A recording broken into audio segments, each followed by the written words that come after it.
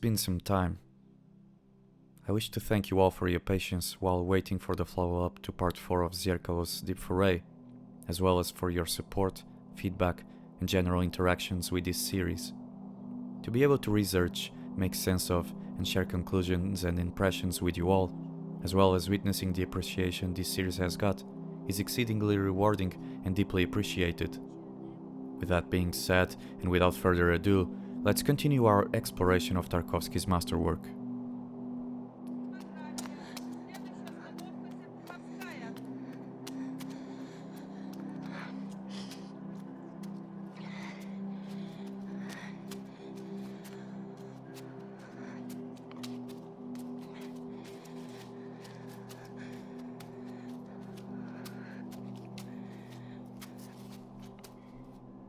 The previous part of this series had ended with an inspection of the phone conversation between Alexei and his mother, Maria. In that dialogue, we learned that the dream sequence witnessed earlier and interrupted by the phone ringing had happened in Alexei's head, hence disclosing the natural progression between both sequences in a smoothly continuous manner, a tactic expertly employed by Tarkovsky throughout his film, as we will come to comprehend with the aid of additional instances. However, before heading to the next section of the film, in which the focus shifts again to a memory of Maria, it may be useful to take yet another look at the family's apartment in Moscow as it is presented during the conversation. While the pan that occurs while both are conversing takes place, the spectator is able to observe many elements in the setting that seem purposefully placed to not only bring life to the flat, such as a poster of Tarkovsky's film Andrei Rublev, elements from Alexei's childhood dacha, a picture on the wall with Margarita Terekhova, Tarkovsky's mother, as a young adult, as well as a photo of Arseny Tarkovsky, his father, in another room, and a couple of mirrors spread more or less conspicuously. People have commented before on the presence of Andrei Rublev's poster as a sort of self-reference from the author of the film, similar in a sense to the cameos that Hitchcock used to do in his motion pictures. It feels, however, somewhat superficial to not only take this as a mere self-referential object as a sort of vain memento, but also to decontextualize and isolate it from all the other elements just mentioned, for taken as a whole, what these ornaments seem to convey is that there is an inextricable autobiographical spirit in the film which, as we all know, was meant all along by Tarkovsky. One might go further and take the presence of pictures from his parents and the film poster as a way of saying that, without them, his creations and his progenitors, and regardless of the frustrations, absences, or misunderstandings of the latter, it was his upbringing and experiences that has led him to pursue the dream of cinema and the creation of his resoundingly successful art. Moreover, by inserting items that directly relate to himself and his family, Tarkovsky is not only crafting a way to connect the work with himself and his life, but he is actually recreating that very life in a faithful manner. In other words, he is weaving a material construct that actually mirrors a preceding existing environment and permeating it with the referring atmosphere and adornments, for it to be captured as it had been imprinted and is reflected in his mind, and as he desires it to be perceived by its viewers. On a curious side note, this selfsame flat, effectively a detailed and faithful recreation of an old typically Muscovite apartment built in one of the large studios of the Mosfilm company, at some point after the film was exhibited became a kind of attraction, almost like a pilgrimage site of sorts, since there were people going on excursions to visit it specifically, proving once again the enduring mesmerizing power of the film. One last important detail to take from this scene comes right at the end of the conversation between mother and son, as Alexei asks, "Mother, why do we have to fight all the time? I'm sorry if I hurt you," which is followed by the call being terminated after a brief pause and at least 20 seconds of silence during a forward dolly motion in the adjacent room and into a curtain-covered window. Given the already mentioned turbulent upbringing and fractured relation between the two, one cannot help but sense that Tarkovsky may be offering there and then a sincere apology to his mother, through the art medium in which he excels and feels comfortable the most, the one which provides him with the means to express his persona to the fullest and the freest, thereby allowing him to find the space and time to act as the most genuine version of himself. From these and other seemingly unassuming, discreet and fleeting moments, spread over the film, Mirror acquires a personal character and immensely intimate power, which added to the incantatory beauty of its images and music, and the poetic, entrancing word flow of its discourse and rhythm, ultimately points to the conclusion of one being in the presence of an extraordinary and immaterial, but decisively meaningful form of communication between the artist and its viewers. After that scene, the film then shifts space and time, heading back to the past, as prompted by the phone exchange. In their conversation, the spectator had heard through Maria that Lisa had just died, which Alexei does not immediately remember and identify, but his memory is freshened after Maria mentions the fact that she had been her colleague at the printing station in which she worked.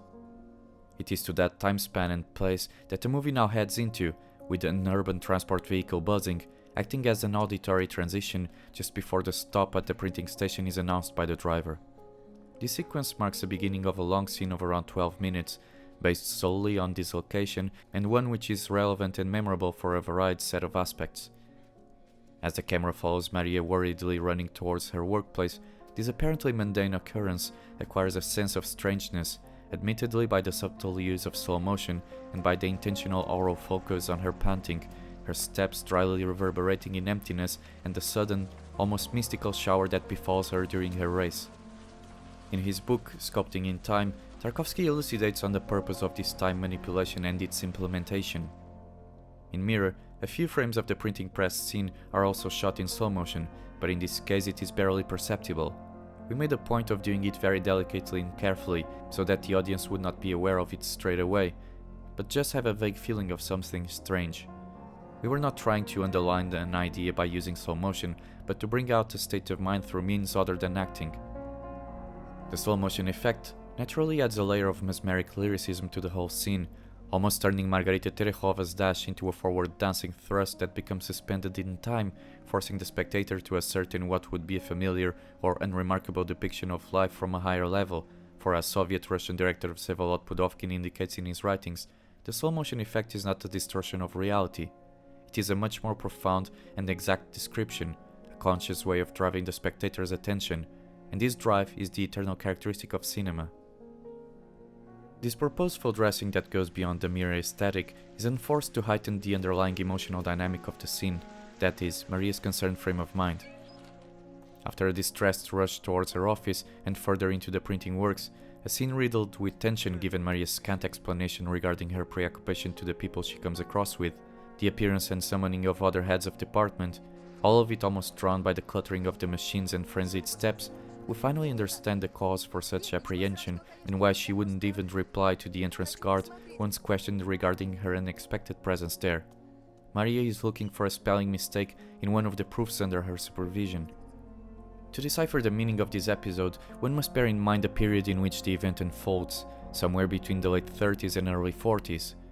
In the Soviet Union, for a long time the memory persisted of the Red Terror inflicted by the Bolsheviks between 1918 and 1922, and the great Stalinist purges and show trials in the 30s, with the dictator's ensuing paranoia having turned the country into an oppressive, authoritarian nightmare that resulted in the imprisonment, exile, or liquidation of anyone deemed a threat to his power and to social stability, directly or indirectly, proven or assumed, real or fabricated. Maria works at the printing works as a proofreader, a job which mirrors the one Tarkovsky's own mother had found in Moscow for the first state printing house, after her husband's abandonment and moving into the city with her children. She is responsible for spotting errors and avoiding misprints, which may appear a perfectly harmless job. However, such a role takes a wholly greater importance and risk when one factors in the issue that the state's literary propaganda and official publications were held in high regard, as direct communication from the supreme figure of authority, and in that sense, given the climate at the time, any mistakes or failures in official publications could be interpreted as subversion efforts or straight sabotage, and were considered political crimes that carried potentially fatal consequences with them, and hence why Maria appears so anxious during this scene. It is also worth noting that the episode itself has been inspired by a real event, whilst referencing an urban legend running at the time too. The veridical source came from the dismissal of one of the colleagues of Tarkovsky's mother for a mistake, even though it had been corrected whilst still under proofs, whereas the legend to which it might refer came from the story running around about the happening of a spelling mistake that involves Stalin's name, in which someone had accidentally swapped a T for an R, resulting in Sralin, a Russian slang term for excretion, thereby changing his name from Man of Steel to Defecating Man. A supposedly factual story had indeed appeared on the American press in 1953 by the mouth of the exiled editor of the Birobidzhan Star, Grigory Vinokur, known in the USA as Herschel Weinrausch, and you can see the portion of the article mentioning it on the screen right now. When Lisa asks Maria what was the word she thought she had blundered, she whispers it, inaudibly to us, but Lisa's reaction gives enough room for the audience to suppose or entertain that the word might actually have been the one featured in that story. In any case, given these circumstances, it is not entirely accidental that one notes the presence of a Stalin portrait hanging on the wall right next to Maria while she is double-checking her proofs, almost as if acting as her censor and probable executioner, eagerly awaiting the acknowledgement of her lapse so that he can then order his ruthless punishment. Aware of the context, one now more clearly comprehends the disquiet and fear that is induced by living under such remarkable and perilous conditions, a time when a simple mistake could ruin one's life, and by extension, Maria's own worry in that scene emerges quite more vividly. Even the place itself in which the action unfolds appears unseemly, dark, damp, drab, overall rather unwelcoming, leading one to ponder on whether this characterization may have reflected Tarkovsky's own feelings about the period. One may only speculate on this matter, but the impression one is left with, notwithstanding the ethereal mood imprinted by the slow motion effect, is rather unsavory. And speaking of unpleasantness, despite the odd hypnotic quality of her mission from a visual perspective, after Maria is relieved that her mistake had been a fruit of her imagination, she is unexpectedly attacked by her co-worker Lisa, the catalyst for this recollection. After Maria has caught her breath and returned to her unconcerned state of mind and normal demeanor, Lisa draws a comparison between her and Maria Timofeyevna, leaving her rather startled. Although Lisa mentions Fyodor Mikhailovich and Captain Lebyadkin while intensifying her attack, direct reference of Dostoevsky's name and patronymic and of his novel The Possessed, for most people the whole exchange may appear somewhat cryptic. In the novel, Maria Timofeyevna is Captain Lebyadkin's sister, a drunken, violent and disreputable man that brings much abuse and misery towards the sister with whom he lives, and to which one of the main characters is infatuated with. Maria Timofeyevna is a proud, albeit quite unbalanced woman that lives a life of squalor and submission, but amidst her bouts of madness, she exhibits a sort of prepotency and commanding attitude, quite unbefitting and disproportionate to her actual level. In Lisa's tirade, she seems to be asserting that Maria holds a similar illusory perception about herself, that she is more contemptible than she assumes, and that she unwillingly comes across to others as naive and pretentious in a ridiculous and sorrowful way, with Lisa praising Maria's ex-husband for having held on for so long and predicting that her children will grow up dejected because of her. The viewer never really learns why or what triggers Lisa to this vicious attack, and she later regrets having lashed out in that way, following Maria to the shower room where she intended to wash until she locks herself in. But if one takes into account the fact that Tarkovsky deeply appreciated Dostoevsky, particularly because of characters such as Maria Timofeyevna, people which he describes as the most interesting ones, being outwardly static but inwardly charged with energy by an overriding passion, the parallels traced between her and his mother beget a certain sense of veiled admiration, despite the direct negative connotation. As we will come to learn, Tarkovsky appears to have taken the choice of occasionally depicting his mother in a certain fashion, and in situations that rendered her helpless, disconcerted, or embarrassed, the latter example of which at times even borders on straight humiliation. Such a stance by the director really casts a shade of ambiguity towards the figure of his mother in his life and understanding, but when talking to his colleagues at the film studio, Tarkovsky confided that it was crucial for him to have in the film the way that he remembered his mother, not exactly the way she was. Other instances of this sort of episode will eventually be inspected in the future with the director's take on them, but for now it suffices to acknowledge that Zerkalo presents a portrait of Tarkovsky's life as perceived by him and without permanent factual rigor, or, in other words, with a naturally biased tone and psychological bearing that is truthful only in relation to his subjective experience.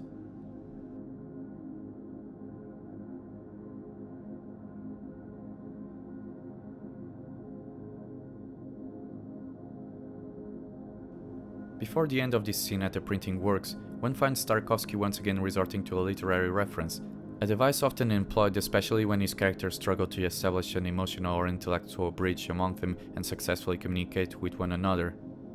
This specific quotation will probably go over most people's heads as an unremarkable, spontaneous individual comment, but once placed in a larger context, its intention and meaning is brought to light more clearly. The sentence in question is verbalized after Maria had locked herself in the shower room, following Lisa's biting rant discussed previously. After failing to reach Maria, in an attempt to mend her way and apologize, she then walks back, now somewhat unconcerned, and back to a jollier mood, reciting the opening lines of Dante's Inferno, the first of the 3 parts of his Divine Comedy. Halfway through my earthly life, I lost my way in a gloomy forest.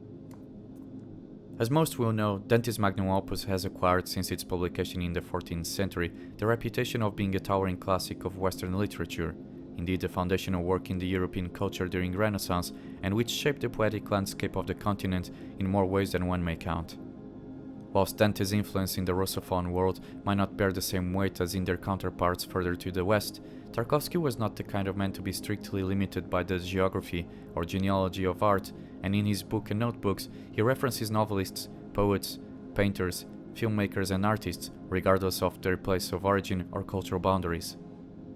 What's more interesting though is how this quote reflects Tarkovsky's own frame of mind and perspective on his life and work at the time of Zerkalo's creation. As pinpointed earlier in this series, the film stands out in the director's oeuvre for being a turning point in his career, marking the moment in which he found his true voice, as the film's first scene already acknowledged, a period that followed some meandering and experimenting with more or less conventional ways of making cinema, resulting in no doubt still powerful works, but of unrefined nature when compared to his career after Mirror. The Russian director had indeed been lost to some extent, having reached a point of self-doubt and distrust akin to what some would call a midlife crisis, and his own fraught relationship with the film during its tumultuous production and editing stage makes it self-evident, but in a moment of clarity, he appears to have seized and comprehended what he is meant to do from then on and how. Although it is unlikely that Tarkovsky may be comparing himself to Dante or Zerkalo to the Divine Comedy in terms of importance and influence, it seems more probable that he may have felt an affinity with Dante as a poet, perhaps also considering a parallel between his stylistic reinvention of cinema and of Dante's Dolce Stil Nuovo, a literary current of enduring influence started by the Italian artist, which incidentally also featured and was often focused on profound introspection.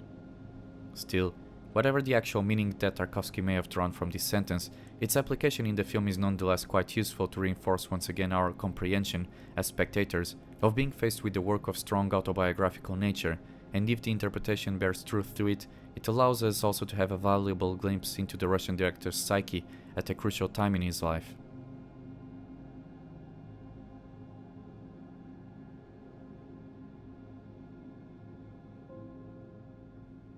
Before we reach the end of this scene at the printing works, there is one last moment of action that Tarkovsky places in the timeline to cap what has been witnessed until now, which is Maria having the shower that she eagerly looked forward to after the pressure has simmered down. As she brushes off the physical and certainly also the mental taints that constituted much of the duress present during her distressing rush through the sullen corridors of the workplace, she appears aloof and unperturbed for a short while, until the flailing water pressure of the shower induces some amusement, almost as if reminding her that, despite the unpleasant nature of the episode with Lisa, one should keep in mind that humans are just as prone to malfunctioning and liable to break down as their own creations and technology. Her carefree delight, however, does not last long too, for after a few moments she is suddenly overwhelmed by a less than merry memory, one which is inserted momentarily on screen, depicting a fire burning near the woods. Although there is no exact reference to what this picture relates to, one may conjecture with a fair amount of certainty that this is the remembrance of the accidentally incinerated woodshed observed earlier in the film. Not only does the setting resemble the surroundings of the dacha in which the family had lived prior to coming to Moscow, but the fact that Lisa had just chastised Maria's attitude and referred to her gone husband, and given that Tarkovsky's father Arseny, in which the character is based, had left the family in the year that the shack had burned, one can ascertain the memory as belonging to that episode. What's more, if one considers that to be the case, the insert would prove to be quite an apt transition for the next scene, featuring a tiff between Alexei and Natalia, a couple estranged, similar to what had happened with Maria, with Andrei disclosing early in the conversation how much Natalia reminds him of his mother. The scene will be discussed in further detail in the next episode of the series, which will also aim to inspect the Spanish group's function and behavior at Alexei's apartment, the documentary footage featured afterwards, and some other aspects if time permits. As always, thank you for listening, and I'm looking forward to see you on the next episode.